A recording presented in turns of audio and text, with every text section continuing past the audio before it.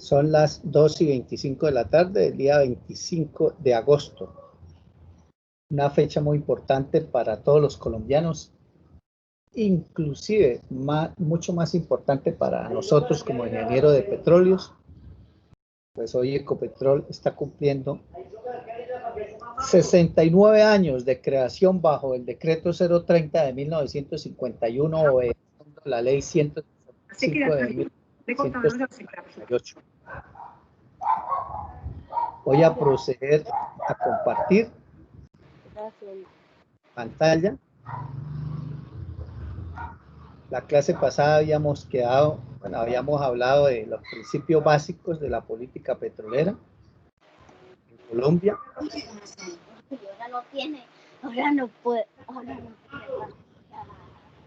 Por ahí alguien tiene el micrófono abierto para que por favor lo cierre.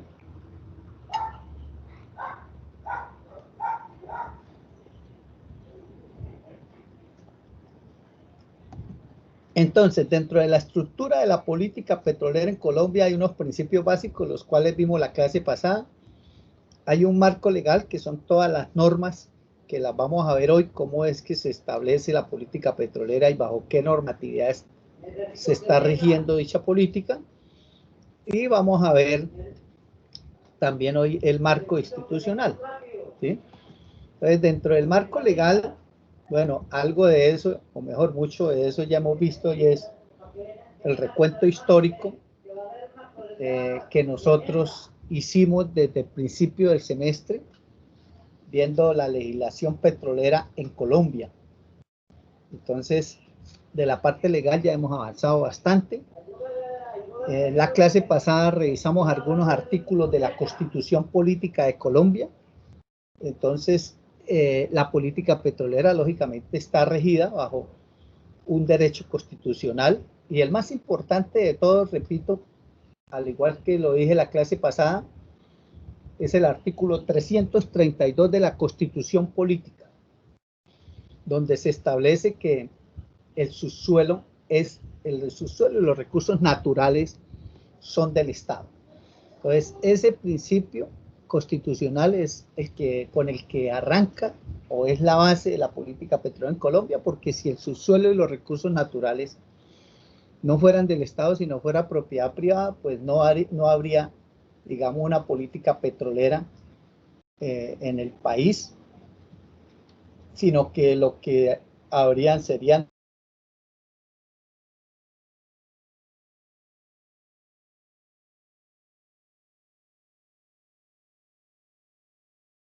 el Congreso de la República, porque allá el subsuelo es privado. Entonces, la petrolera no negocia con el Estado, como les he dicho varias veces, sino negocia es con el finquero, ¿sí? Y la participación del Estado en la renta petrolera es a través de tributos o de impuestos, nada más. Allá no hay regalías, no hay participación en la producción para el país, no hay derecho de uso de sus suelos, no hay nada de eso, ¿sí? Bueno, aquí en Colombia también en el derecho constitucional, pues también tenemos que establecer que los artículos 334, como lo vimos la clase pasada también, dice que los recursos naturales serán explotados a través de unas normas o términos o condiciones que establece la ley. O sea, la ley es la que establece cómo se deben explotar esos recursos naturales. Lo mismo, el artículo 360 de la Constitución establece que por la explotación de los recursos naturales no renovables debe haber unas compensaciones a título de regalía. También establece que los recursos naturales no renovables, los términos y condiciones para su explotación los establece también una ley, o la ley. Entonces, desde el punto de vista de los hidrocarburos, pues lógicamente, ahí ya tenemos establecido de que es el Congreso de la República, mediante una ley, según la Constitución, la que establece cómo se explota. Hay un derecho administrativo y tiene que ver con la forma como se van a administrar esos recursos.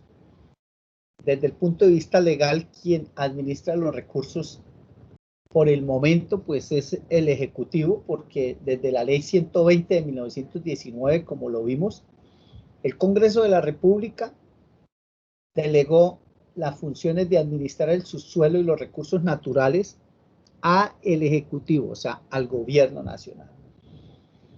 En este momento se puede decir que hay un vacío desde el punto de vista jurídico o de cumplimiento de la Constitución porque no se ha reglamentado, y es lo que nos referimos a los artículos 334 y 360, que dice que los términos y condiciones los establece el Congreso de la República mediante una ley, y esas leyes pues no se han expedido por el Congreso para que establezca los términos y condiciones, o sea que prácticamente lo viene haciendo el Ejecutivo tal como lo manda la Ley 120 de 1919.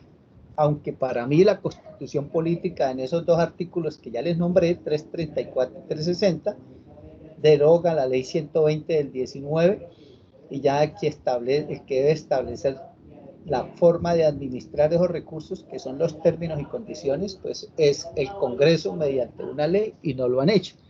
Por el momento, pues lo que viene ocurriendo después de la Constitución del 91 es que sigue siendo, repito, el Ejecutivo quien administra, y el presidente de la República, pues desde antes de la Constitución del 91 ya ha delegado esas funciones primero a la Junta Directiva de Ecopetrol mediante el decreto ley 2310 de 1974, y posteriormente Uribe con el decreto ley 1760 de 2003, pues le delega esas funciones administrativas del subsuelo al Consejo Directivo de la Agencia Nacional de Hidrocarburos. Y hoy la administración del subsuelo está en cabeza de la Agencia Nacional de Hidrocarburos.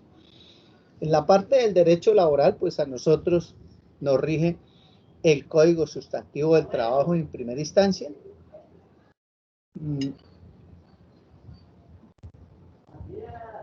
Y hay algunas condiciones que cambiaron con la firma de los TLCs.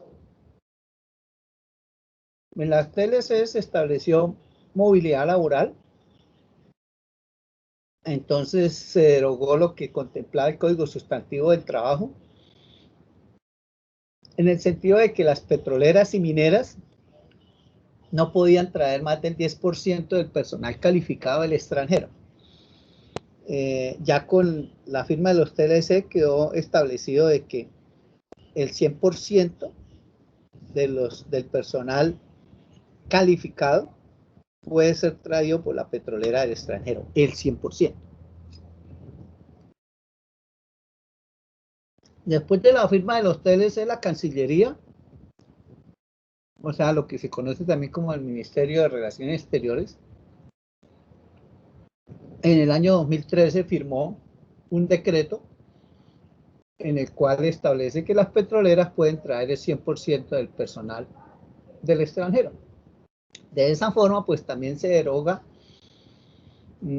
una serie de exigencias y perfiles que existían, por ejemplo, establecidas por el Ministerio de Minas y Energía, y en algunos decretos del mismo ministerio, donde se contemplaba que, por ejemplo, para firmar los formatos de reporte de información, que son 30 formatos, donde se reporta la producción de agua, de gas, la producción de crudo, por ejemplo, los formatos para perforar un pozo, etcétera. Todos son 30 formatos los que existen, que se reportan al Ministerio de Minas, algunos diariamente, otros semanalmente, otros mensualmente. Esos tenían como requisito de que solamente los podía firmar un ingeniero de petróleos con tarjeta profesional, eso lo derogaron.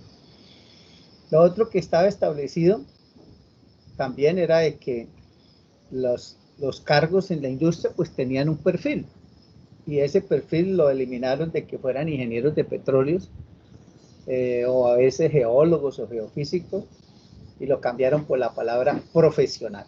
O sea, hoy en día un profesional, ya sea hasta abogado o médico, queda dentro de los perfiles del Ministerio de Minas para ejercer en la industria petrolera. Entonces, hemos perdido, digamos, la exclusividad que teníamos en términos de derecho laboral, eso lo hemos perdido. Desde el gobierno de Uribe hacia acá, pues todo eso se ha modificado. Y por eso también es el desempleo que existe en la industria petrolera, es que por un lado, pues se le ha permitido a las petroleras traer hasta el 100% de su personal del extranjero, entonces estamos inundados o invadidos de venezolanos, de chilenos, de mexicanos, de gringos, de chinos, o sea, de otros Brasileros países. también, gran parte. ¿Brasileros? Sí. Bueno, todo eso nos han invadido de todas partes. Y la otra razón fue la parte de cambiar los perfiles de los cargos, ¿sí? Porque entonces que nos están invadiendo con ingenieros del extranjero, pues ahora ya puede cualquiera hasta. Yo conozco un ingeniero de mercados, amigo mío, que es operador de una planta o una batería, ¿sí? Ya es ingeniero de mercados, entonces estamos inundados por ingenieros industriales, ingenieros mecánicos, ingenieros de todo tipo, ocupando funciones propias de la ingeniería petróleo. ACIPED no tuvo la contundencia que debía tener para dar la pelea, y finalmente pues a ellos no les interesa pelear mucho contra las multinacionales, porque quienes exigen esos requisitos en los cambios han sido las mismas multinacionales, y ACIPED pues más que ser un gremio defensor de la profesión de ingeniero de petróleos como tal, ACIPED se ha convertido en un ente lobista, ¿sí? O sea, como llaman chupamedias de la misma industria, y es debido a que pues ACIPED hace el Congreso Nacional del Petróleo cada 2 años, y de esos recursos es que vive ACIPED. Del 80% de los recursos de ACIPED pues no proviene de afiliaciones o cuotas de sostenibilidad mensual, sino que el 80% de los recursos provienen de lo que deja el Congreso Nacional del Petróleo. El otro 20% es de afiliaciones, que por sí son muy pocos los afiliados. De los 11.000 ingenieros de petróleos que se han graduado, pues prácticamente no hay sino como 500 afiliados, o sea, no alcanza ni al 1%, porque, no, ¿cuánto le digo? El 2.5%, ¿sí? De 10.000, el 10% serían 1.000, el 5% serían 500, 500, el 5%. Como el 5% de los ingenieros de petróleos que se han formado son los que están afiliados. Yo fui uno que me desafilié por allá hacia el año 2012 o 2013, que tuve diferencias con la junta directiva de ACIPED, y me retiré y no volví más.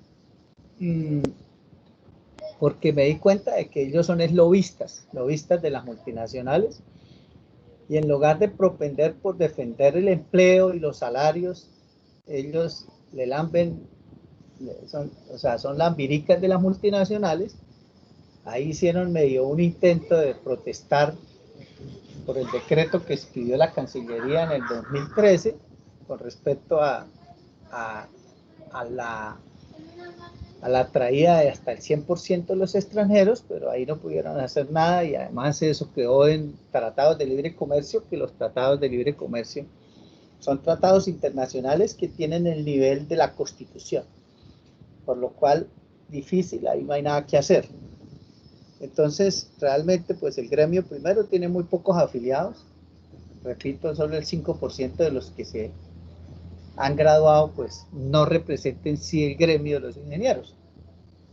Y segundo, pues ellos viven del Congreso Nacional del Petróleo, y quien financia o quienes financian el Congreso Nacional del Petróleo, pues son las empresas multinacionales que pagan los stands y todo, y la publicidad, todo. Entonces, ponerse a pelear contra las multinacionales sería pues patear el porto, por lo cual es muy necesario crear otra organización que no tenga esos vínculos, esas necesidades, digamos, de financiación de la industria, porque cuando uno depende con el que quiere pelear, pues muy complicado. Eso es como en la casa uno pelear contra el papá, que es el que sostiene el hogar, pues es muy difícil, ¿sí? Entonces, lo mismo le pasa a CIPED. Entonces, la otra vez intentamos hace como 4 años o 5 años crear una nueva organización hicimos varias reuniones en la UIS, hicimos un grupo de WhatsApp, pero finalmente los que llegaron eran desempleados, iba a ser una organización que no necesitara cuota de afiliación, pero en el grupo de WhatsApp finalmente empezaron fue disputas entre ellos. Yo al final me salí y quedaron simplemente elaborados los estatutos y nadie asumió, digamos, el liderazgo de poder haber creado otra organización de ingenieros, pues que tenga un carácter sindical para dar la pelea.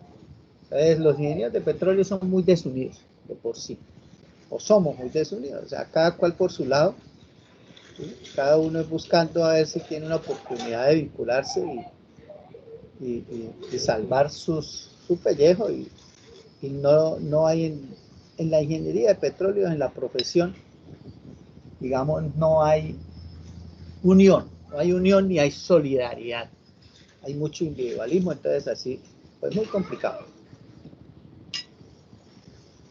En el derecho comercial, aquí se aplica el Código del Comercio, obviamente, pero también en la industria petrolera se aplica el Tratado Andino, y también, pues, obviamente, los TLCs, porque los TLC, pues, son más comerciales, ¿sí? Son tratados comerciales. Entonces, dentro de ese derecho comercial está, por ejemplo, la parte de contratación de bienes y servicios. La empresa petrolera, aunque en el contrato la NH le dice que contrate los bienes y servicios del área de influencia local en el municipio donde esté el proyecto, pues no es obligatorio, simplemente le recomienda, y dice en el contrato, prioritariamente, o sea, que prioritariamente contrate en el municipio todos los bienes y servicios que necesite, pero esa prioritariamente no es una obligatoriamente, no es lo mismo decirle prioritariamente que obligatoriamente, pero ahí hay otro pero, y es que dice que manteniendo, digamos, el equilibrio económico. Y mantener el equilibrio económico es que a la empresa le salga más barato contratar o comprar, por ejemplo, insumos en el municipio donde queda el proyecto. Le tiene que salir más económico ahí que en otro lado. Y ustedes saben que las zonas petroleras, pues son zonas donde hay hiperinflación, que porque llegó la industria petrolera, entonces todo se dispara, los arriendos, los salarios, etcétera. Y fuera de eso, pues son regiones donde normalmente hay mucha pobreza, no hay desarrollo, no hay industria, entonces las cosas tienen que los comerciantes traerlas de otra parte o llevarlas de Bogotá o de otro lado, y lógicamente pues va a salir más costoso en ese municipio que la empresa comprar, por ejemplo, en Bogotá o en Medellín o en Barranquilla, o importar. Entonces ahí, por efecto del equilibrio económico, pues no utilizan los bienes y servicios locales. Y desde el punto de vista de comercio del crudo, pues como ya lo vimos en la matriz de riesgos que evalúan los inversionistas extranjeros del sector petrolero, pues ellos analizan la parte de suministro interno, y aquí las empresas petroleras no están obligadas al suministro interno. O sea, ellos tienen libre disponibilidad de llevarse en el crudo, si no lo venden para el consumo interno, pues es ya de libre albedrío de ellos, si quieren. Entonces, desde el punto de vista de la comerciabilidad del petróleo, no hay una obligación y prefieren exportarlo. Desde el punto de vista del derecho laboral, ambiental, desde el punto de vista del derecho ambiental, pues la industria petrolera está regido por una ley orgánica que es la ley 99 de 1993, donde se establece el requisito para tener licencia ambiental o tramitarla, y la industria petrolera, pues después de cierta etapa, tiene que cumplir con la licencia ambiental para, obviamente, explotar los recursos naturales. El título octavo de la ley 99 del 93 establece que toda obra o proyecto que tenga un cambio significativo en el paisaje o que tenga afectaciones irremediables desde el punto de vista ambiental, pues requiere el trámite de una licencia ambiental. Entonces, ahí esa licencia ambiental la expide la ANLA,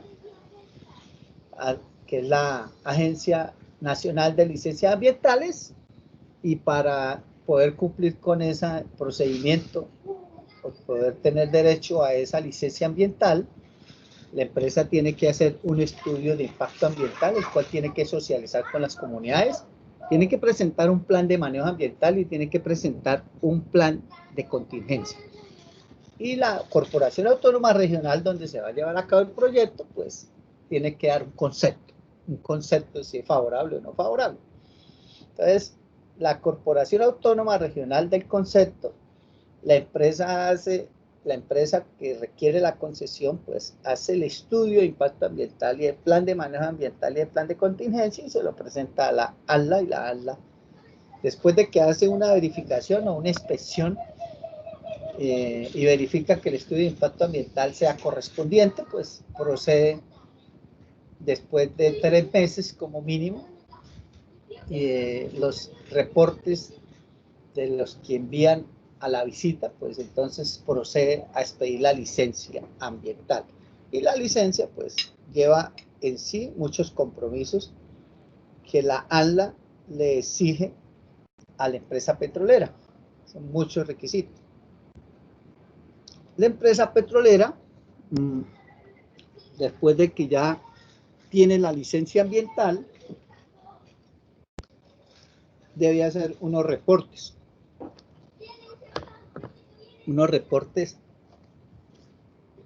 mensuales, que es el famoso plan de ayuda mutua. Ese plan de ayuda mutua pues es acordado con los bomberos, la policía, defensa civil en caso de que haya una contingencia, y está en el plan de operaciones normalizadas también. Ese plan es el famoso PON. Ahí está el PAN y el PON. PAN con M y PON como suena. Es el plan de operaciones normalizadas, que es también algo que tiene que reportar la empresa mensualmente. Están los ICA, que es el informe de cumplimiento ambiental, también es mensual. Y si la empresa tiene alguna contingencia ambiental y es demandada, el juez normalmente le coloca también un informe, o sea, le exige un informe de cumplimiento legal ambiental, que es el famoso ICLA, que también lo debe hacer mensualmente, ¿ya? La licencia ambiental, dice, la licencia ambiental lo deben exigir, exige también, bueno, la licencia ambiental exige los reportes, de que debe hacer reportes en los últimos, en todos los meses y anualmente debe hacer un reporte, y debe hacer un consolidado de reportes ambientales cada 10 años. Los últimos 10 años debe hacer los reportes. También dice aquí, esto lo estoy sacando yo de la ley 99/93. Bueno, y también se le exigen a las empresas, obviamente, que tiene que se exige también de que debe hacer estudios de suelos, estudios de aire, estudios de luminosidad, etcétera. Todo eso hay que hacerlo constantemente, de ruido, de suelos, de aguas, todos esos estudios tienen que hacerlos de forma continua. Ese es en Colombia, pues prácticamente la ley 99/93 es la que tenemos todos que leernos para poder estar al tanto, porque si usted no cumple con la normatividad ambiental, pues lleva el tableado y puede ser sancionado, e inclusive le pueden cerrar el campo, ¿sí? Le pueden multar. Recordemos lo que le pasó a Ecopetrol con Lizama 158. Le cerraron el campo por 6 meses. Después multaron a la empresa hace poco a principio de año con 5.200 millones de pesos de sanción por parte de la ANLA o el Ministerio de Ambiente, me parece. Lógicamente faltan los fallos de las demandas que interpusieron las personas afectadas, ¿no? Y por el lado de la Procuraduría, suspendió por 3 meses a 3 vicepresidentes de Ecopetrol, también por ese incidente ambiental. Entonces, ojo con eso, porque uno cree que porque es ingeniero de petróleos, se la sabe todas, y segundo, cree que la parte ambiental no le corresponde a usted conocerla, y que nosotros como ingenieros, pues, estamos exentos de ser multados, sancionados, y eso es falso. El hecho de desconocer las normas no significa que a usted lo exoneren de su cumplimiento. El desconocimiento de las leyes no exonera a ningún ciudadano a su cumplimiento, o sea que es una obligación de todo ciudadano de conocer las leyes. La razón por la cual las cárceles están llenas, o más que llenas, pues las cárceles están, digamos, con sobrecupo, ¿sí? O sea, hay lo que llaman, ¿cómo es que llama cuando hay muchas personas en las cárceles? En una parte, hacinamiento, gracias. Las cárceles tienen hacinamiento con una, digamos, una cantidad de presos, el 300% de su capacidad.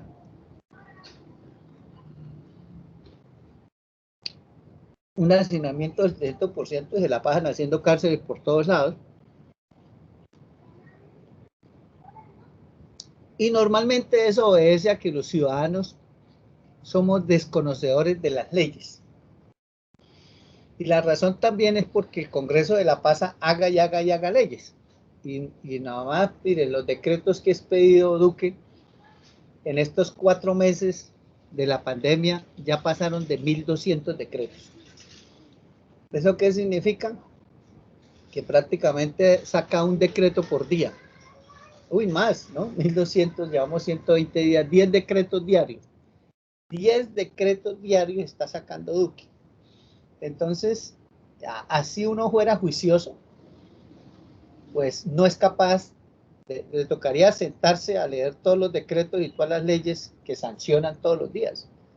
Inclusive, ni los mismos abogados son capaces de absorber tanta información y tantos cambios, ¿sí? Por eso el derecho, pues, también está especializado por ramas, pero por ejemplo un abogado laboral no sabe del derecho ambiental, ¿sí? Ni tampoco del derecho administrativo ni del derecho comercial. El que es especializado en derecho constitucional conoce de su derecho constitucional. O sea, pasa lo mismo que los médicos, ¿no? Que se especializan por ramas. Y aquí en Colombia es un país que tiene récord en fabricación de normas y de leyes. O sea, es un país de leyes. Entonces es muy complicado de que la gente, por más que sea juiciosa, tenga conocimiento de todas las normas. Ahora, por lo general, el pueblo no lee y no conoce las normas. Entonces, normalmente, valga la redundancia, el 80-90% de quienes están presos o privados de su libertad es porque él cometió un delito que él desconocía que era un delito. ¿Por qué? Porque no conocía las normas. Eso le pasa a muchos. Bueno, ahora viene el derecho tributario. La parte tributaria de la industria petrolera, como ya les comenté también en los riesgos, aquí hay en el estatuto tributario 228 prebendas tributarias que tienen las empresas petroleras y las mineras, ¿sí? Que permiten descontar impuestos. Eso es un tema bastante largo de comentar, pero o sea, si nos dedicamos a hablar de las sesiones tributarias, nos gastamos unas 4 horas hablando de ellas. Son muchas, lo que lleva a que la empresa petrolera no pague la tasa nominal o tasa de impuesto normal, que es del 25%, y lo que efectivamente termina pagando después de hacerle todos los descuentos es el 2,82% de los impuestos. O sea, tiene muchas excepciones, muchas prendas tributarias. Al final las vamos a ver para que se den cuenta, se hagan. o sea, a grosso modo, un listado de las exenciones tributarias y unas cuentas de la página de la DIAN para que se den cuenta cuánto les perdonamos en impuestos a la industria petrolera. Entonces, aquí en Colombia también es un país que hace reformas tributarias cada 2 años, o sea, 2000, 2002, 2004, 2006, 2008, 2010, 2012, 2014, 2016, y últimamente hubo reforma en el 2018 y en el 2019. Y yo creo que este año, a raíz de la pandemia, de pronto nos van a abrochar otra reforma tributaria. Bueno, sí, esas son los diferentes derecho comercial, tributario, ambiental, laboral, todo eso le compete a la industria petrolera. Y la mayor parte de cosas están plasmadas en el decreto ley 1056 de 1953, que es más conocido como el Código del Petróleo. Y lógicamente, pues desde 1953 hacia acá, el Código del Petróleo ha tenido muchas modificaciones. La parte del precio y comercialización de los hidrocarburos para los productores está contemplado en el contrato que se firma con la Agencia Nacional de Hidrocarburos, y cuando lo administra el subsuelo Ecopetrol, pues con Ecopetrol. Las regalías en Colombia están regidas para la parte de liquidación de las regalías, están regidas actualmente por la ley 756 del 2002. Y la ley 756 del 2002 establece que la tasa de liquidación de regalías o las regalías que las empresas petroleras pagan son escalonadas y dependen de la producción por campo, ¿sí? De acuerdo a la producción. Eso lo vamos a ver ahorita más adelante. También hay normas técnicas sobre exploración y producción de hidrocarburos. Actualmente está regido por el decreto 40048, ¿sí? Decreto 40048 del 2015, que modificó el decreto, perdón, no es decreto, es resolución 40048 del 2015.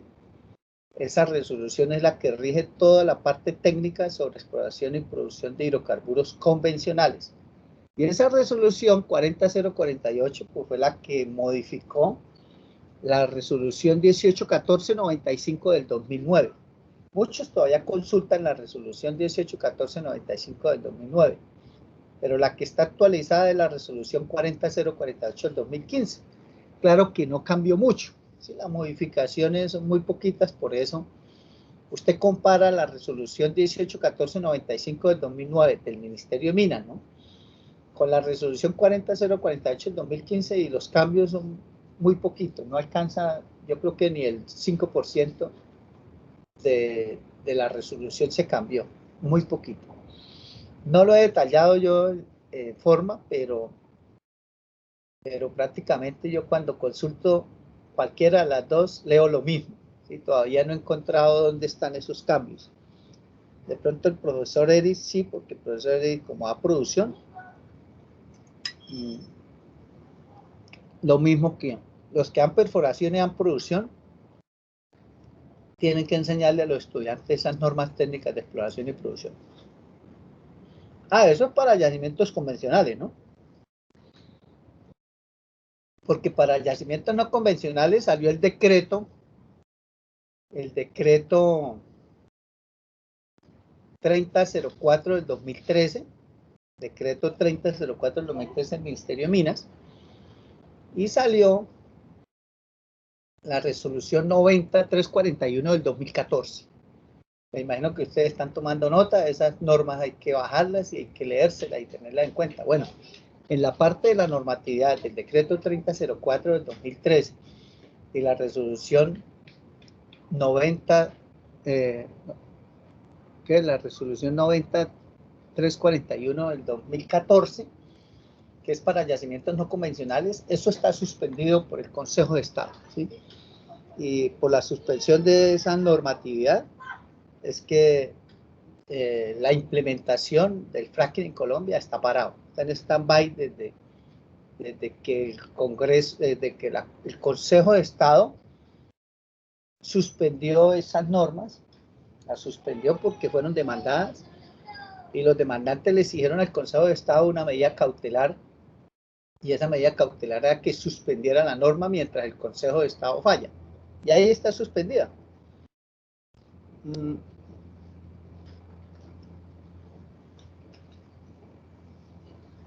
En la suspensión, el Consejo de Estado pues estableció de que tenía que haber, digamos, unas pruebas suficientes de que el fracking no generaría impactos, ¿sí? Entonces, a raíz de esa suspensión de la norma y ese concepto del Consejo de Estado fue que el gobierno creó la comisión de expertos, como para que la comisión de expertos diera un informe, que lo dio, técnico, y el gobierno pues le apostaba que con ese informe técnico de la comisión de expertos, pues el Consejo de Estado levantara la medida cautelar. Pero el Consejo de Estado no quiso aceptar el informe de la comisión de expertos. O sea, ahí el ejercicio o la intención del gobierno y obviamente las petroleras de poder levantar esa medida cautelar mediante la creación de esa comisión de expertos, que no son expertos porque aquí en Colombia pues no se ha hecho fracking. Entonces, si no se ha hecho fracking, pues no hay expertos. Serán expertos en otras vainas, pero menos en fracking. Y el Consejo de Estado pues les pegó una bofetada al gobierno porque no aceptó el informe. Y solicitó de que la Universidad Nacional, o sea, la Universidad Nacional creara la comisión de expertos. Porque el Consejo de Estado dijo pues que no debía ser el mismo gobierno porque ahí hay, ¿cómo se llama eso? Yo con yo, o sea, el mismo gobierno buscando, creando una comisión de expertos para tener conceptos favorables, para que el Consejo de Estado pues le quitara la suspensión, que es la medida cautelar, la suspensión de una normatividad creada por el mismo gobierno. Entonces, el mismo gobierno haciendo una comisión para que le levanten la medida cautelar a la normatividad del mismo gobierno, pues entonces ahí se considera que hay, eso se llama,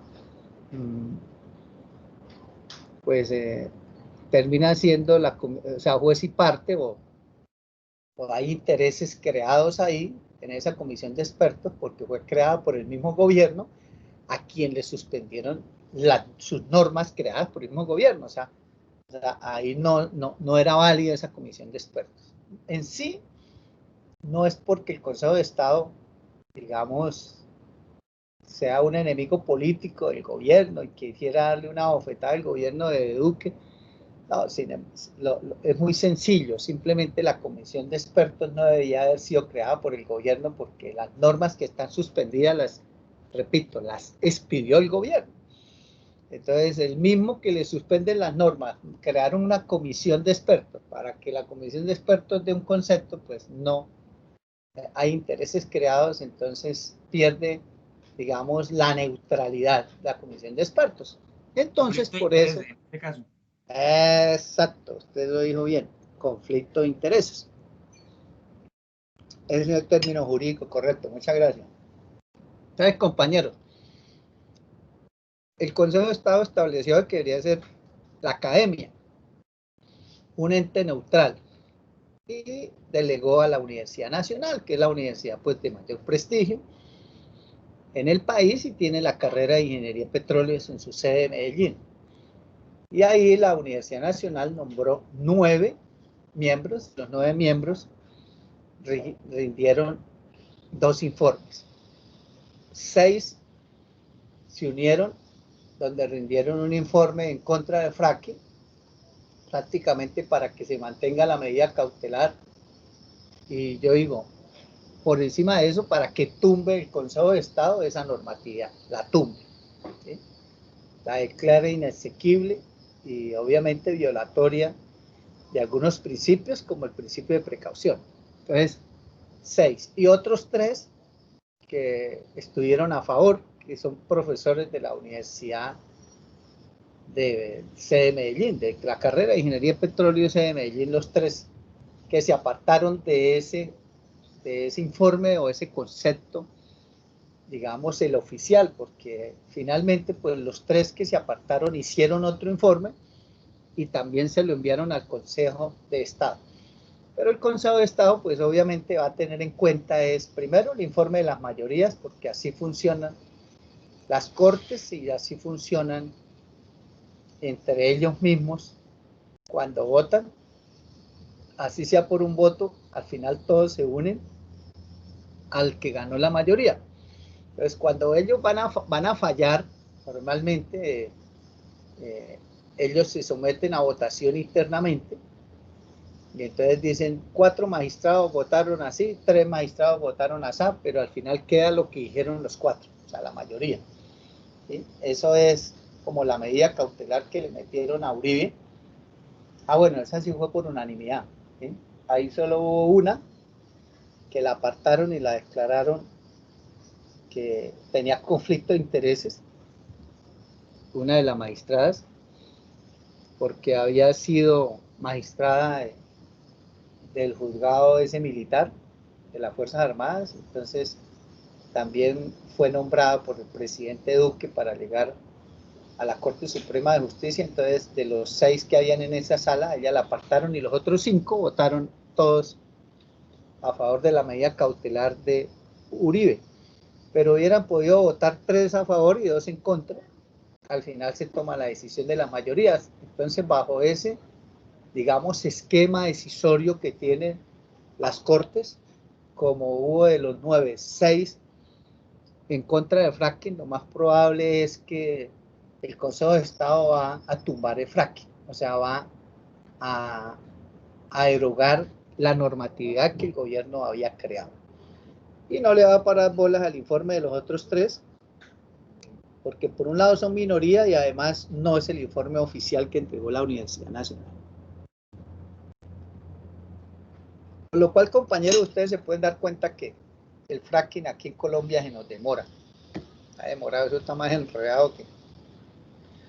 Ahora, por el lado del transporte de hidrocarburos y tarifas, el transporte de hidrocarburos lo rige el Ministerio de Minas y Energía. ¿Sí?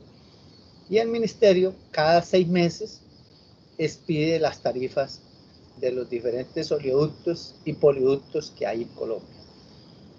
Las normas ambientales, pues ya le dije que la ley orgánica, la ley 99-93 es la que rige eso. Y hay obviamente decretos y resoluciones, eso es un montón, ¿sí? Que establece toda la parte ambiental.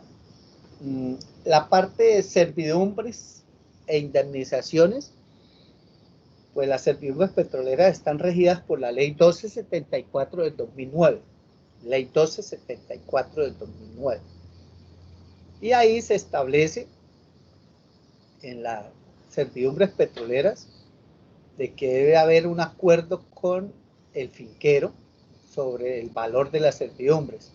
Ojo, no hay ninguna tarifa, ninguna tabla, como muchas petroleras llegan y le dicen al campesino, no, es que vamos a meter aquí la sísmica y te dicen la tarifa es de 200 pesos por metro lineal, así, y lo cuadran por ahí con 2, 3 millones de pesos. Eso no es así, obviamente el campesino pues desconoce las normas, no sabe, muchos no saben que tienen derecho a una servidumbre, al pago de una servidumbre, no lo saben. Creen que cualquiera puede entrar por su finca como Pedro por su casa, pero eso no es cierto. Aunque la industria petrolera es de utilidad pública, se deben respetar los derechos de la propiedad privada. Yo no puedo entrar a una finca porque sí. Para poder ingresar a una finca tengo que tener el permiso del finquero, y el permiso del finquero está estampado en una firma de un paz y salvo en el cual a él ya lo han indemnizado por las afectaciones que le van a generar y que están establecidas en la ley 1274 del 2009, que son las servidumbres petroleras. Lo que contempla, repito, la norma, la ley, es que se tiene que llegar a un acuerdo, o sea, eso es conciliado. Tienen tres opciones o tres posibilidades de conciliar, o sea, se deben generar tres reuniones. Si en las tres reuniones no hubo conciliación, entonces la empresa petrolera acude al juez municipal de donde es el proyecto, donde van a hacer la perforación de los pozos, o la sísmica, o lo que sea. Y el juez municipal, bueno, la empresa petrolera tiene que llevar las tres actas de conciliación, de intento de conciliación. Cada sentadita a conciliar tienen que dejar un acta firmada con testigo. La industria petrolera normalmente, cuando encuentra un campesino que se la sabe todas, que generalmente son los estudiados o que tienen un hijo estudiado, y le dice, ojo papá, que eso no es así, porque ellos intentan entrar primero como perros por su casa sin pagar servidumbre. ¿Sí? Así se meten por la finca como el que va por allá con una escopeta de cacería, o sea, pajareando y le dicen, no, es que tenemos, cuando el campesino les pregunta, bueno, ¿usted qué hace por aquí? ¿Qué está haciendo? ¿De dónde viene? ¿Qué tal? Esto es propiedad privada, entonces le dicen, no, es que venimos de parte del gobierno nacional, eso ya nosotros estamos autorizados, tenemos un contrato y venimos a buscar petróleo, y petróleo pues es de interés general, y si usted se opone, entonces lo, su finca se la podemos expropiar, etcétera, y lo asusta. Y el campesinito, pues cuando no está bien ilustrado, pues se asusta y cree que todo lo que viene de Bogotá es obligatorio cumplirlo, y eso no es así tampoco como se cree, porque muchas veces la inocencia del campesino pues lo lleva a eso. ¿Ya? Y así no es, compañeros, eso no es así de fácil. Lo otro es que muchas veces también le dicen al campesino mentiras, le dicen que no, es que vamos aquí a mirar a hacer una topografía, porque le vamos a hacer una vía, un camino, venimos de la alcaldía. Así me han comentado a mí campesinos que yo he visitado, obviamente, y les pregunto, ¿a usted le pagaron servidumbres petroleras? Porque normalmente a mí me buscan los campesinos después de que sufrieron una afectación grave por un derrame de crudo, porque le secaron un aseero, porque le averiaron su finca, se le derrumbó la casa, bueno, entonces me buscan. Y la pregunta que yo siempre hago es, ¿a usted ya le pagaron servidumbres? Y ellos dicen, ¿y eso qué es? ¿Sí? El 99.9% del campesino no sabe qué es la servidumbre petrolera.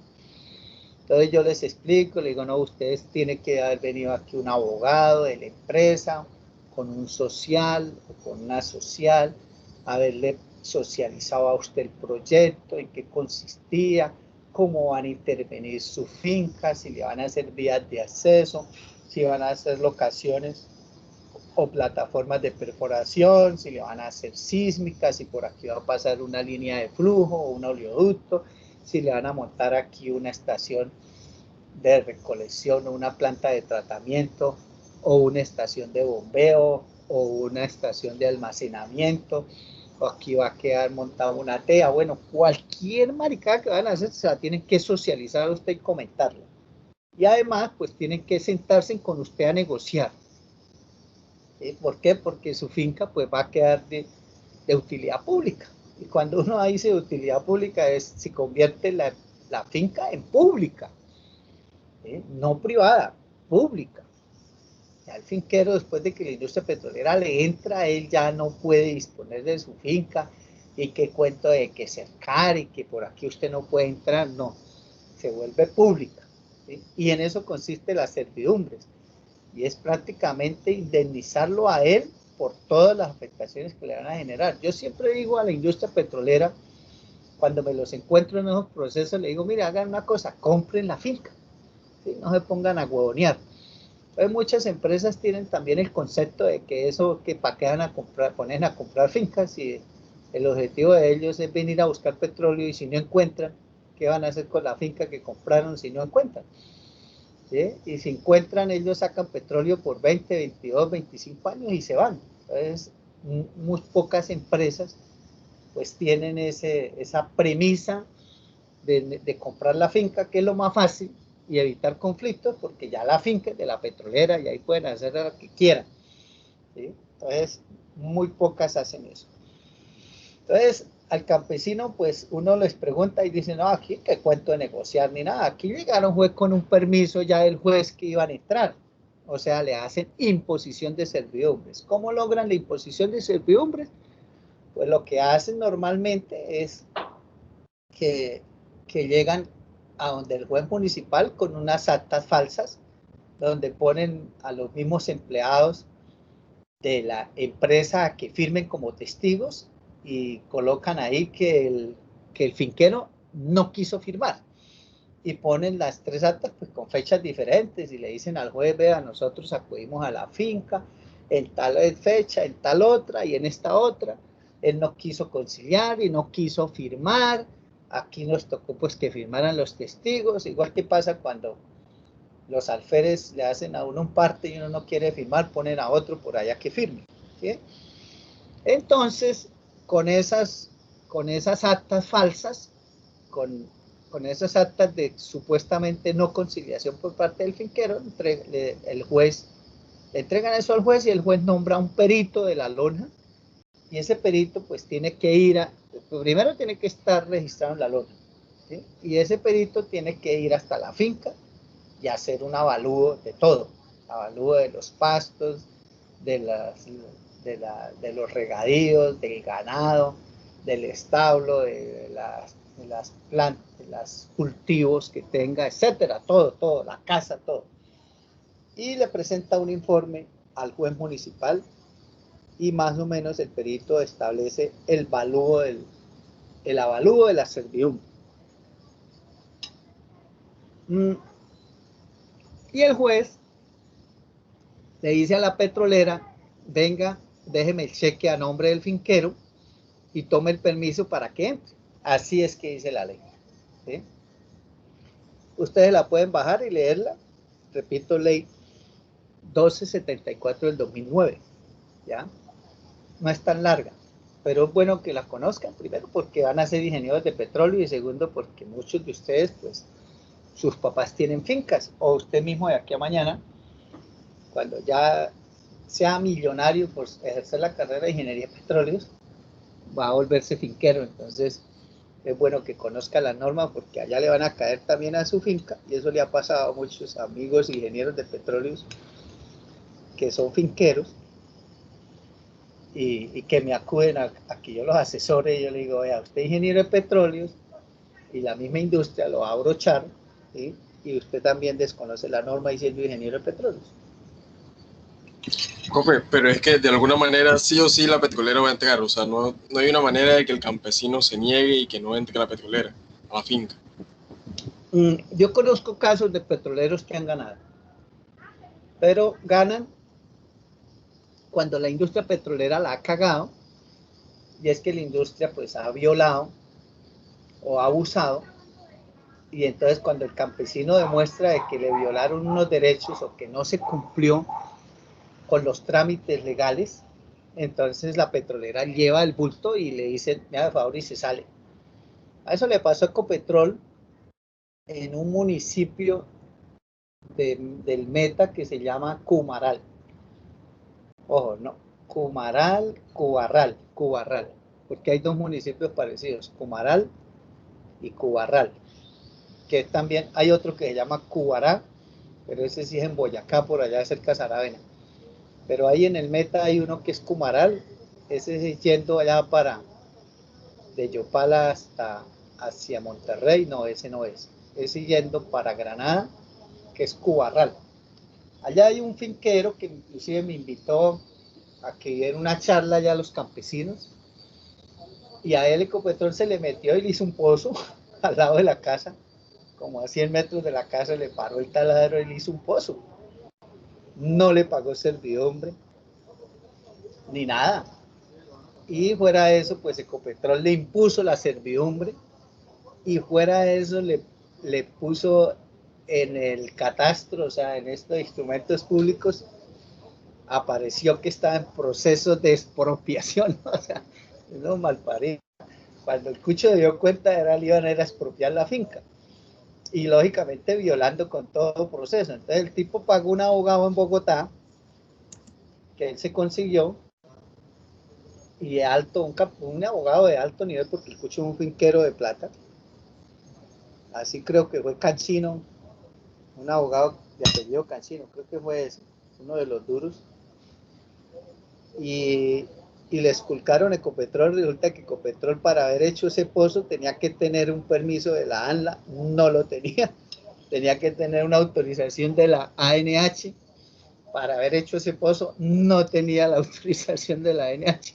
O sea, hicieron el pozo sin autorización de la ANH y sin ampliación de la licencia ambiental por parte de la ANLA. O sea, la ANLA desconocía ese pozo, la ANH desconocía ese pozo, y ahí sí, pues le tocó a Ecopetrol llevar del bulto, lo sancionaron o lo multaron, le tocó cerrar, abandonar ese pozo, sacar el taladro y abandonar el pozo y levantar la nota de proceso de expropiación que tenía de la finca. O sea, don Gerardo, ya me escucho, don Gerardo le ganó a Ecopetrol y le tocó salirse, y obviamente al ganar el caso, el campesino o el propietario de la finca adquirió el derecho de blindarse y decirle: Ecopetrol, aquí a mi finca no entra y no puede entrar así debajo ya petróleo. ¿Por qué? Porque Ecopetrol la cagó. Entonces eso tampoco no es, digamos, que entra porque entra, no. Si la empresa petrolera hace las cosas bien, como dice la norma, sí entra. Porque finalmente, pues, la misma justicia le da el permiso para entrar.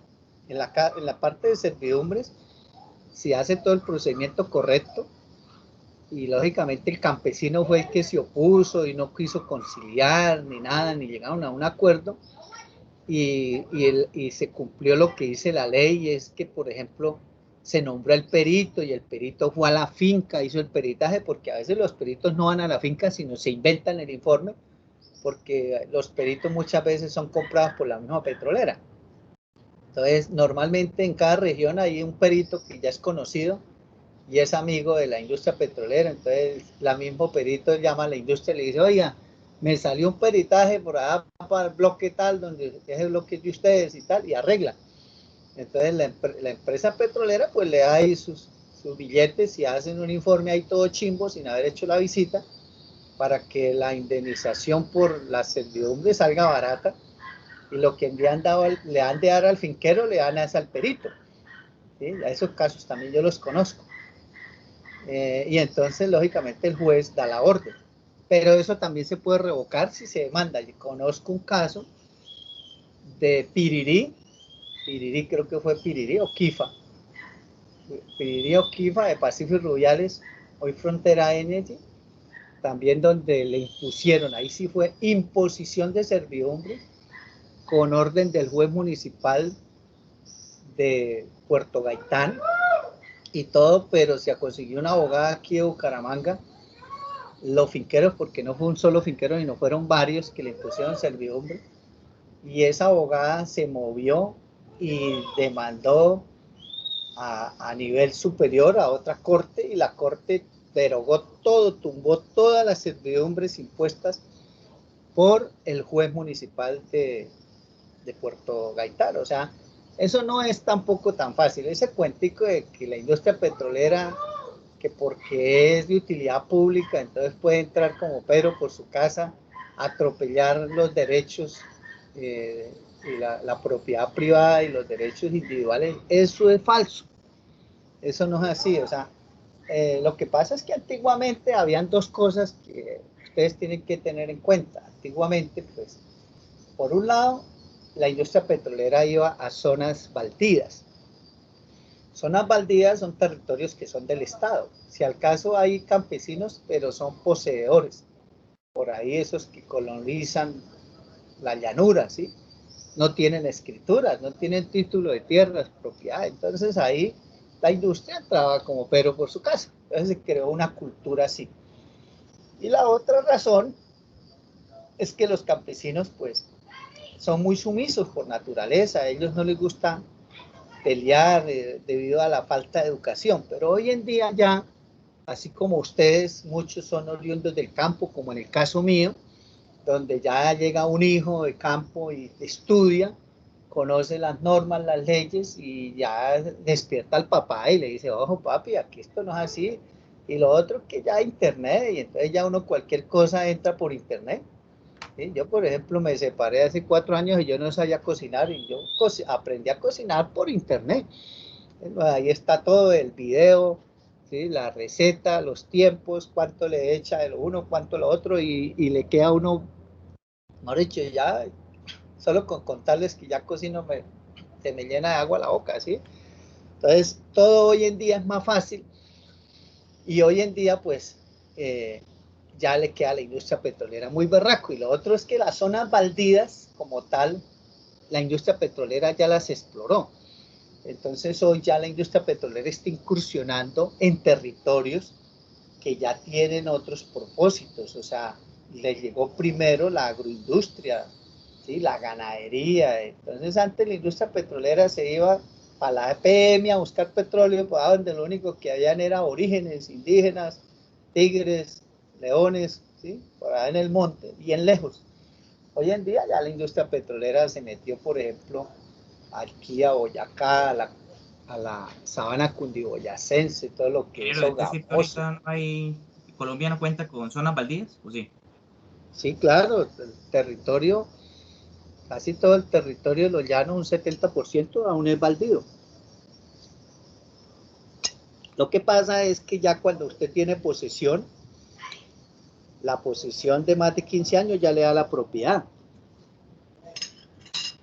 Entonces ya hay poseedores, en la llanura adentro hay poseedores que llevan 40 años ahí. Ya tienen derecho. Lo que pasa es que por la ley segunda es 1959, lo que hoy es la agencia de tierras, antiguamente el INCODER, pues no puede titular porque el campesino poseedor solicita la titulación y la agencia de tierras le dice no, no podemos porque hay una norma que, por ejemplo, es que hay unas normas que son ridículas y no se han reformado porque ningún congresista ni el mismo gobierno se ha puesto en la tarea de reformar. Entonces imaginen una ley del 59, la ley segunda. Yo nací en el 64, mi edad tiene 60 años, donde esa ley segunda, por ejemplo, estipulaba unas cotas para lo que es la reserva forestal.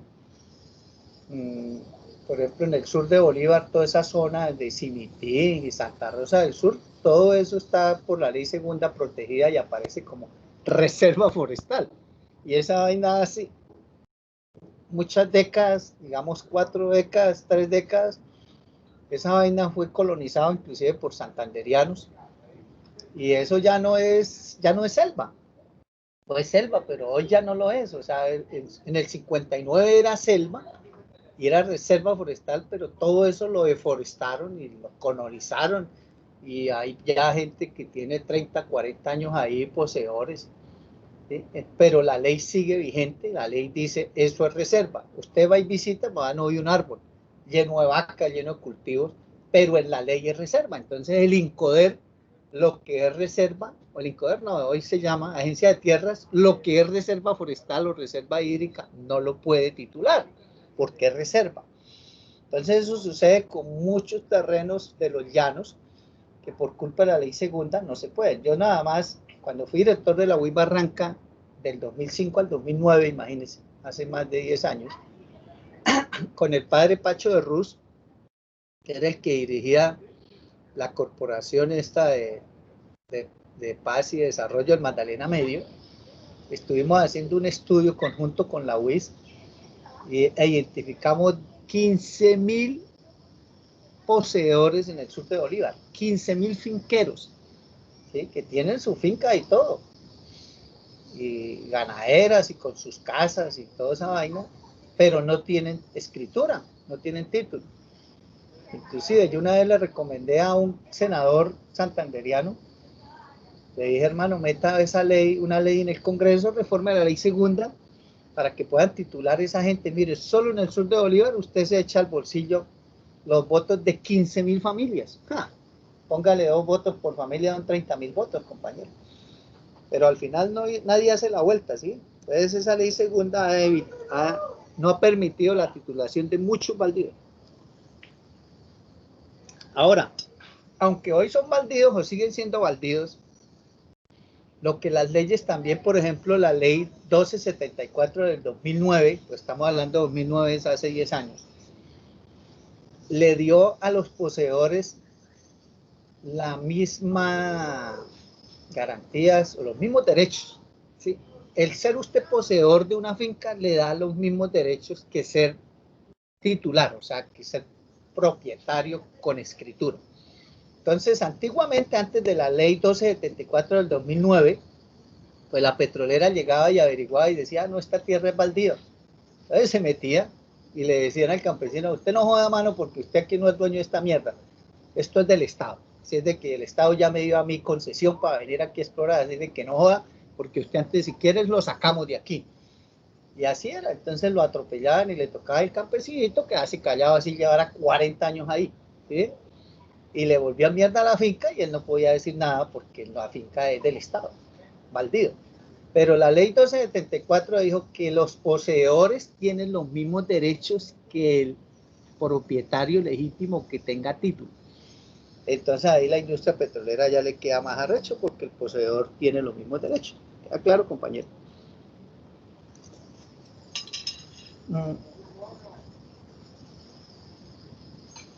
Yo he aprendido mucho de estas normas pues visitando las zonas petroleras. O sea, todo esto que yo les cuento hoy a ustedes, hace 10 años yo no lo conocía, ¿sí? No lo sabía.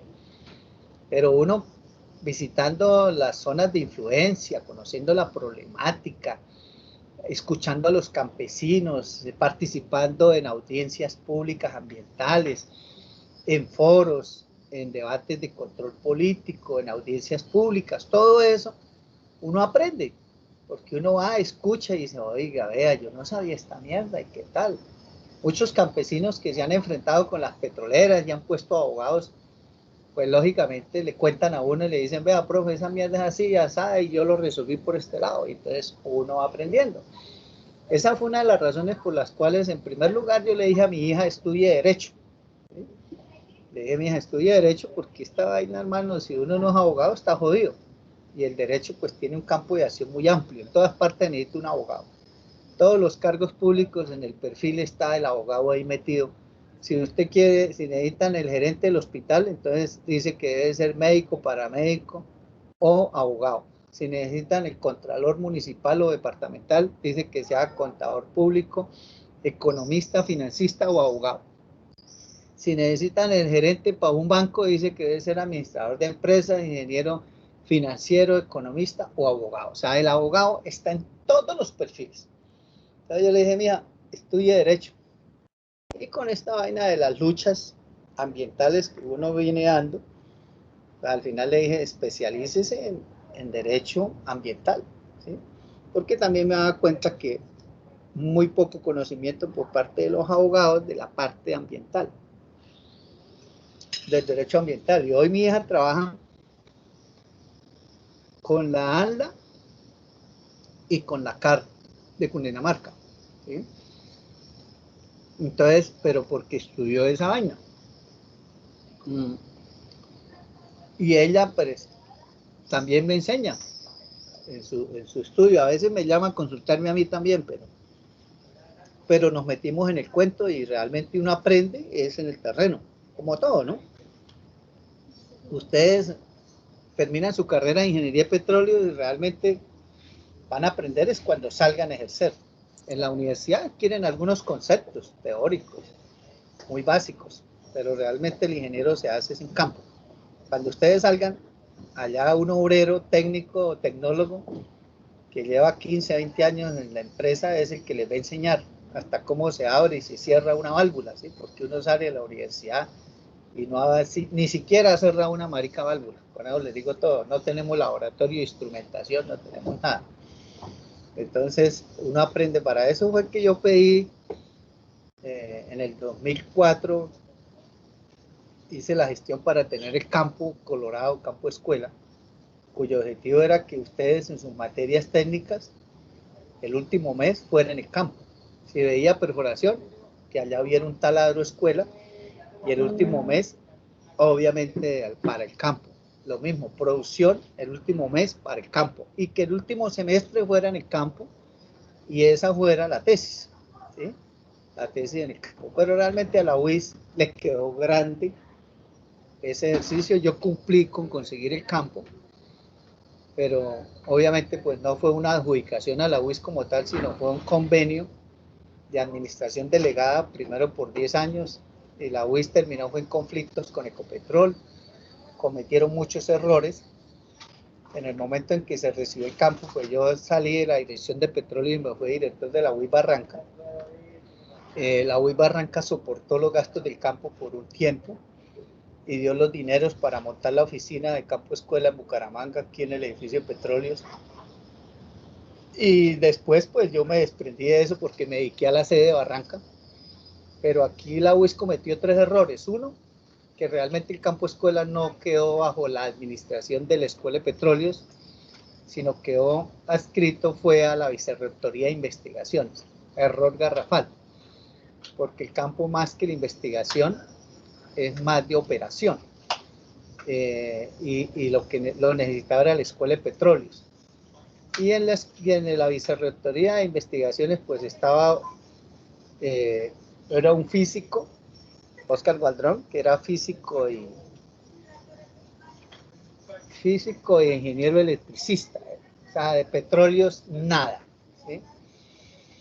Entonces ahí fue un error. Y el segundo error, y creo que el más importante, fue que lo vinculó dentro de, o quedó el campo adscrito como una dependencia interna de la UIS, y es un error, porque lo correcto era que el campo escuela quedara como una corporación de ciencia y tecnología externo a la UIS, como es el CDT del gas, por ejemplo, ¿sí? Algo externo. ¿Para qué? Para que quedara con régimen de contratación privada y no régimen de contratación pública. Entonces, al final el campo escuela quedó sujeto a un régimen de contratación pública que es la ley 80 y la cagaron. ¿Por qué? Porque usted, bajo el régimen de ley 80, para, por ejemplo, meter un equipo cover para reactivar un pozo, pues ya tiene que hacer licitación pública, y una licitación pública se demora más de 3 meses. Entonces imagínense, usted se le paró una bomba, abajo tuvo rotura de varilla y le tocó hacer licitación para meter un equipo cover. Imagínense, entonces 3 meses parado ese marica pozo, ahí mientras hace la licitación. No, es una mamera. Entonces desde el punto de vista operacional, pues lógicamente fue un error, o sea, para poder operar el campo. Ecopetrol, por ejemplo, tiene régimen de contratación privada, ¿sí? Eso no se ponen a huevonear ahí con licitaciones y toda esa vaina, porque el problema hay que resolverlo ya. Entonces, ese fue un error garrafal. El CDT del gas, yo fui director del CDT del gas también 2 años, del 2002 al 2004, y tiene un régimen privado diferente. Uno hace el proceso de contratación rápido, que se dañó tal cosa, vaya, cómprelo, ¿sí? En cambio, cuando uno es público, no puede así comprar así a dedo y rápido, ¿no? Y eso está bien. La ley 80, pues, para el régimen público está bien para evitar la corrupción. Sin embargo, de todas formas, roban. El intento o la intención mejor de la ley 80 era, pues, amarrar los procesos, que fueran más transparentes, que hubiera competencia en licitaciones y todo eso, pues, para evitar la corrupción y que el alcalde o el gobernador o el funcionario público no termine contratando a dedo al que quiera, sino que fuera algo transparente. Pero eso a todos le maman gallo, y a todos al final terminan robando igual. Entonces, sí, lo que ocurrió con esa ley 80 fue que enredó todos los procedimientos, le puso trabas, y entonces vuelve un proceso inoperante, o sea, la UI se volvió inoperante. Y el tercer error fue haber conseguido un socio, porque la UIS tenía que rehabilitar los pozos. O sea, ese campo tiene 76 pozos perforados. El campo estaba abandonado durante muchos años por cuestiones de orden público, pero con un gran potencial porque tiene reservas por el orden de los 300 millones de barriles con un crudo de 40 grados API parafínico, que es el más rico, el de mayor valor y que lo necesita la refinería Barranca Bermeja. Además ya tenía los pozos perforados, la batería, oleoducto, gasoducto, o sea, todo. Y lo único que tenía que hacer la UIS era reactivar los pozos. Entonces Ecopetrol entregó 3 pozos activos, que los activó una semana antes de entregarle el campo a la UIS. Y luego la UIS tenía que ir activando uno por uno y lo que necesitaba era 500 millones de pesos que muy bien había podido aprobarlo el Consejo Superior de la UIS, ¿sí? Para que activar ese pozo y con la producción de un pozo pues va activando los otros, uno por uno, pero la UIS se puso y buscó fue a Whale. Whale fue una empresa que buscó como socio, digamos, tecnológico y financiero, que supuestamente le va a dar recursos a la UIS para activar el campo y obviamente poner a funcionar los pozos y desde el punto de vista de tecnología. Pero la UIS, dentro de ese error de conseguir el socio, cometió otro error y fue que terminó entregándole la operación del campo al socio, a Way, y ahí sí la cagó y por eso le quitaron el campo a la UIS, porque no, usted no puede delegar lo que le delegaron. ¿Sí? Si Ecopetrol le delegó a la UIS la administración y operación del campo, la UIS no puede delegar a un tercero a que haga las funciones que le delegaron a él. Eso es como si la UIS me contrata a mí para dictarles a ustedes esta clase y yo voy y consigo otro para que le dicte la clase a ustedes. Entonces la UIS me echa a mí. Le dijeron porque es que yo lo contraté a usted. Y entonces, lógico, eso se destapó. Primero, pues Way entró al campo como socio y se ponía la camiseta de la UIS, ¿sí? La colocaba y entonces los funcionarios de Way con la camiseta de la UIS y el campesino y Ecopetrol pues asumían que eso era la UIS. Pero eso se destapó cuando Way como operador le quedó mal a ciertos contratistas, ¿sí? Por ejemplo, al del equipo de cover no le pagó a los que suministraba almuerzos, etcétera. O sea, cuando empezaron a llegar fue las quejas y como el campo era de Ecopetrol o es de Ecopetrol, pues las quejas le llegaron a Ecopetrol y entonces Ecopetrol le reclama a la UIS y le dice, bueno, ¿y aquí qué pasa, señor UIS? Que se está quejando este señor de que le deben tantos millones y que no le han pagado y que le deben tanta morosidad y qué tal y qué está pasando ahí. Y la descargo de la UIS le embarró. El que hizo los rescargos no conocía bien del asunto por el cambio de autoridad en la UIS y dijo, no, lo que pasa es que eso no es problema de nosotros, eso es problema de Güey, que Güey es el que está operando el campo y contrató y no pagó, eso es ellos, no nosotros. Entonces Copetrol, ¿cómo así? Copetrol, ¿cómo así? O sea, ustedes no son los que están operando el campo, es Güey. Ah, venga para acá, y puta, nos cerraron el campo. Lo cerraron y pues no nos lo quitaron, sino que Copetrol lo cerró hasta que cumplieron los 10 años para el periodo del contrato eran 10 años, obviamente con prórrogas de 10 años cada prórroga, pero con esas cagadas de la UIS no lo quitaron. Pero ingeniero, ¿y posiblemente a futuro se pueda tener otra vez un campo escuela o no? Pues yo en el proyecto de ley de hidrocarburos que presenté al Congreso está contemplado, pero hay que esperar que el Congreso lo apruebe, ¿no? Espere que me está llamando Julio Pérez. ¿Aló? Oiga, compañero, ustedes que se graduó de la maestría, me contaron por ahí.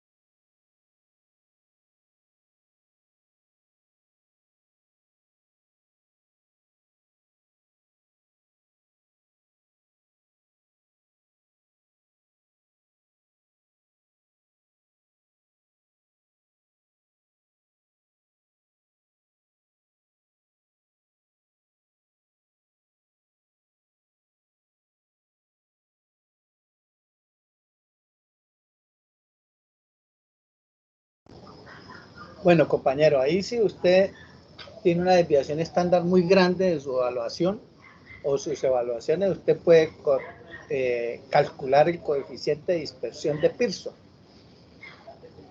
o sea, sí, el de Pearson es mejor. Y si usted ve de que la desviación estándar, o mejor, el coeficiente de dispersión de Pearson es mayor a una desviación estándar, que es lo más probable, entonces significa que el promedio de evaluación no es válido. ¿Eso qué significa? Que el parámetro de tendencia central que utiliza la universidad para evaluarlo con base en la evaluación de los estudiantes no es válido. Cuando uno el coeficiente de dispersión de Pearson le da mayor del 25%, significa que la mediana y la moda no, la media y la mediana y la moda no son válidos como parámetros de tendencia central. O sea, no se cumple la distribución normal. No sigue la distribución normal. Usted sabe que lo que es la media, la mediana y la moda, la distribución normal son iguales. Entonces usted dice que así como estudiantes que lo evaluaron con 0, con 5, con 10 o con 15, también hay estudiantes que lo evaluaron con 80, con 90, por lo cual el parámetro de tendencia central con el que le están evaluando a usted no tiene validez. ¿Sí? No tiene validez y que por lo cual solicite que lo sometan a evaluación nuevamente. ¿Cómo le ha ido en las últimas evaluaciones?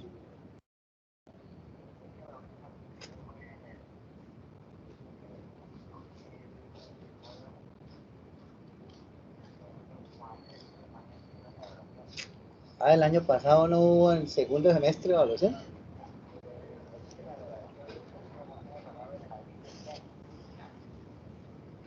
Y no ha salido, eso no ha salido. Al fin, estábamos en la pandemia.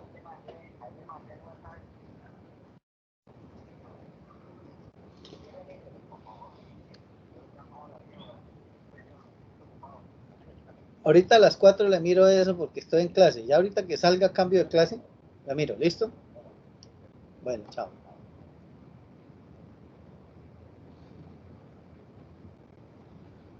Vea, compañero, la importancia de la estadística, ¿sí? De lo que le venía diciendo. Julio Pérez anda embalado ahí por eso, porque tiene evaluación docente muy baja y pidió ascenso y se lo negaron, pero tiene una desviación estándar muy grande.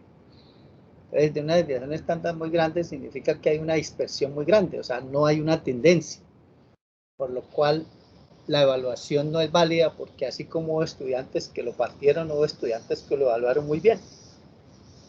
O sea, no hay, digamos, un consenso entre los estudiantes diciendo el profesor es malo. Hay estudiantes que dicen es bueno y algunas alumnas dirán muy bueno y hay otros que dicen que no, que es malo. Entonces ahí eso no hay representatividad. Bueno, compañero, entonces continuando con el tema de qué estábamos hablando, que se me fue la paloma.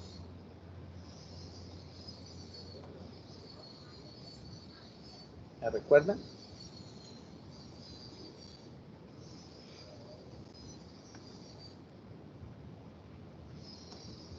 Alguien que me recuerde. Estamos hablando del campo colorado, ¿no?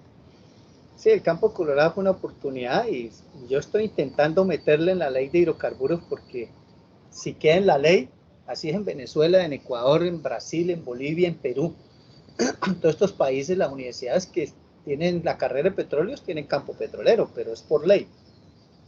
Entonces yo pretendo meterlo en la ley. Vamos a ver si la coronamos. Bueno, ya para terminar esta diapositiva, pues entonces, eso de las indemnizaciones por parte de las servidumbres petroleras, léanse la ley 1274 del 2009, para que usted la tenga más aterrizado y tampoco pues para que no atropellen a las comunidades, porque es que nosotros lo que nos estamos haciendo es sistematizando la profesión, hermano. Todas esas cagadas que comete la industria petrolera lo que hace es que uno como ingeniero de petróleo es que con una imagen muy mala ante las comunidades y uno debe ser amigo de las comunidades, debe ser buen vecino. Obviamente, pues ya la industria petrolera cruzó las fronteras de los baldíos a fronteras o pasó a territorios productivos como por ejemplo el Ariari, que es la despensa agrícola de Bogotá, la sabana cundiboyacense, imagínense que viene siendo ocupada y cultivada desde la época de la colonia, los españoles, ¿sí? Entonces no es lo mismo ir a buscar petróleo por allá a la APM, llegando a Puerto López o a mejor, Puerto Carreño, por allá bien lejos, donde lo único que va a encontrar son aborígenes, y eso sí los hay todavía, ¿sí? A ir a meterse a las goteras de Bogotá a buscar petróleo, o sea, ya, donde hay minifundio, y que eso ahí allá usted, las fincas son de 1 o 2 hectáreas máxima, o sea que en cada finca hay una casa, cada 2 hectáreas tiene una casa, y la industria petrolera es muy invasiva, entonces llegar usted ahí con taladros, ruido, luminosidad en la noche, contaminación ambiental, carreteras, maquinaria pesada, o sea, eso es un mierdero. Lógicamente va a torpedear eso, va a generar muchos impactos de tipo social, porque llega detrás de los taladros mucha gente, hay mucha inmigración, crecimiento exponencial, inseguridad, violencia intrafamiliar, rompimiento de todo el tejido social, nacen necesidades básicas que quedan insatisfechas, etcétera. Yo siempre digo que los impactos más grandes que genera la industria petrolera son sociales, por encima de los ambientales, ¿sí? Son impactos sociales. Eso lleva también a un problema económico, que es la hiperinflación, que con el tiempo genera, por un lado, pues la enfermedad holandesa que llaman, que es que la gente queda más pobre de lo que era antes. Ninguna región petrolera ni minera es rica o se vuelve más próspera después del ingreso de la industria. A peor, se convierte en zona de mucha pobreza e indigencia y cosas así, desempleo, prostitución, por eso, porque nacen muchas necesidades que quedan insatisfechas, y nace mucha inseguridad, ¿sí?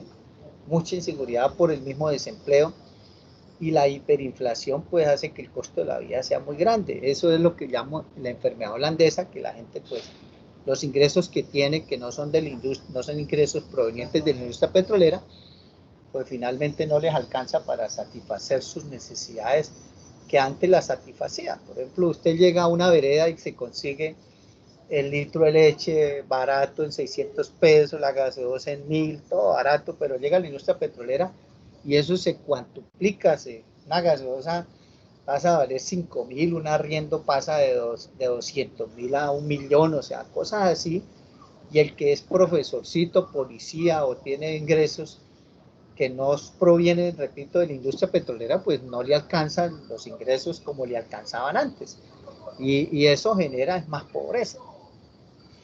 Y lógicamente, pues la industria petrolera no da regalías para compensar todo eso, y si las da, se las roban. Entonces, el llegar a esas zonas también genera una competencia por la mano de obra. Entonces, mientras la industria petrolera le paga, por ejemplo, en la sísmica, a un trabajador de esos que van ahí de trocheros, 70, 80 mil pesos diarios, el campesinito, el jornal que paga es de 25.000, máximo 30.000. Entonces, competir un jornal de 30.000 contra un jornal de 70.000, 80.000, pues no son capaces, al final no encuentran mano de obra. O sea, en los procesos productivos locales se acaban. El que es ganadero deja la ganadería, el que es agricultor deja la agricultura, y el mismo propietario de la finca termina pegándose a la malla esperando allá que le den un 28ero en la industria petrolera. O sea, eso es algo que uno en el aula de clase no lo ve, y que en el campo, pues cuando usted está trabajando con la industria y entra en la camioneta y entra al casino, pues tampoco lo ve, porque para conocer esos problemas tiene que salir usted por fuera de la malla. Pero la misma industria no permite que usted se salga como ingeniero operario fuera de la malla. Entonces, esa es la tarea que yo he hecho, de recorrer el país, y por eso conozco casi todos los campos petroleros de este país, Yo creo que soy el ingeniero de petróleos que conoce más campos en Colombia, soy yo. Pero yo no los conozco adentro como trabajador, ¿sí? Conozco por fuera de la malla. Conozco, digamos, el impacto que el campo o la industria en sí le genera a la comunidad del área de influencia. Y eso es grave, gravísimo. Entonces nosotros tenemos que cambiar ese estigma porque hay sitios donde nos tienen apodos. Por allá uno va al Huila y allá los ingenieros de petróleo, por ejemplo, nos llaman chupacabras y cosas así. Entonces eso uno va, antiguamente uno iba al campo como ingeniero y lo recibían y le daban limonada y le decían, ingeniero, vea, mire, llévese, cuando uno se iba le daban huevitos criollos, llévese estas yucas, este racimo de plátano, esta gallinita. Si le cogía a uno la noche, el campesinito le decía, ¿qué es? Eso, mire, está oscuro, no hay donde se duerma, pero puede quedarse ahí con mi hija. Antes mejoramos la raza. O sea, todo eso era antes. Hoy en día no. Hoy en día uno va y le toca decir que no es ingeniero de petróleo, porque si uno dice que es ingeniero de petróleo, le dan esplomo. Es tal lo que se ha estigmatizado tanto nuestra profesión y eso es por las malas prácticas de la industria, ¿sí? Las malas costumbres de la industria, o sea, el maltrato a los derechos del campesino. Entonces, eso, compañeros, eso hay que cambiar. Bueno, allá para terminar esta diapositiva, en los 3 minutos que nos quedan, pues viene la parte de distribución de combustibles líquidos derivados del petróleo. Eso también lo tiene reglamentado mediante resoluciones el Ministerio de Minas y Energía. El Ministerio de Minas y Energía tiene 2 viceministerios y uno de esos viceministerios es el Viceministerio de Hidrocarburos. Y el Viceministerio de Hidrocarburos tiene una dirección que se llama Dirección de Hidrocarburos. Ojo, es diferente a la Agencia Nacional de Hidrocarburos, ¿no? La Agencia Nacional de Hidrocarburos es otra institución que sí depende del Ministerio de Minas, pero entre el Ministerio de Minas está el viceministro de Hidrocarburos y está también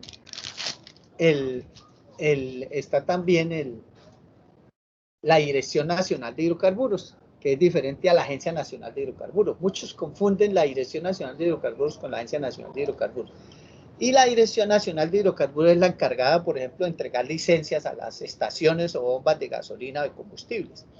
Es la encargada también de establecer los parámetros para el transporte, como ya les dije antes, de no solo el petróleo, sino también de los derivados, y establecer las tarifas y establecer todo lo que es las normas de seguridad para el transporte y distribución de combustibles. Y las normas de abastecimiento de gas le corresponde a la CREG, Comisión de Regulación de Energía Eléctrica y Gas. ¿Sí? Es la CREG, es la encargada de eso. Entonces, lo del gas, la CREG. Entonces, compañeros, esa es, digamos, la normatividad en Colombia que debemos, lógicamente, conocerla. ¿Sí? Entonces, aquí en Colombia, como ya lo dijimos en los riesgos, hay un régimen que permite la inversión extranjera y, lógicamente, de cambios internacionales aplicables en la industria petrolera. La industria petrolera es internacional. ¿Sí? Cuando nos llegaron los TLC, a mí me entrevistó una cadena de televisión, un canal, un noticiero, que yo qué opinaba y que cómo iba a influir o afectar los TLC en la industria petrolera. Yo le dije que nada, porque la industria petrolera desde que nació, lógicamente ya era internacional. ¿Sí? La industria petrolera, inclusive hasta nuestra terminología, nuestras normas son todas internacionales, la contabilidad es internacional, hasta los términos, ¿sí? Nosotros hablamos es extranjerismos, las unidades de medida son también extranjeras, no utilizamos ni siquiera el sistema MKS, todo está así. ¿Ya?